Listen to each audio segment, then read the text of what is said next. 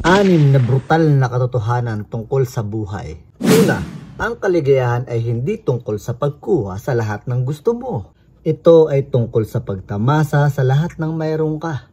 Matutong magpasalamat. Pangalawa, umibig sa pangloob na kaanyuan ng isang tao. Huwag kang bumase sa itsura o sa muka o sa panlabas na kaanyuan. Pangatlo, huwag mong intindihin yung sasabihin ng iba tungkol sa'yo. Ipakita mo na wala kang pakialam. Who you? Pang-apat, tandaan mo, lahat ng tao ay aalis at aalis. Kahit yung mga nakakasama mo ngayon ay mawawala at mawawala. Kaya matuto kang mabuhay mag-isa. Laban lang. Panglima, kung mananatili kang kalmado at positibo sa gitna ng negatibo at kaguluhan, dun pa lang panalo ka na.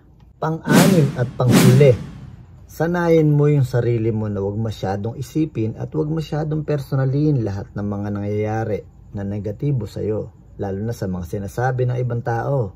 Mamuhay ka ng mapayapa at masaya sa gabay niya. Peace, spread love everyone.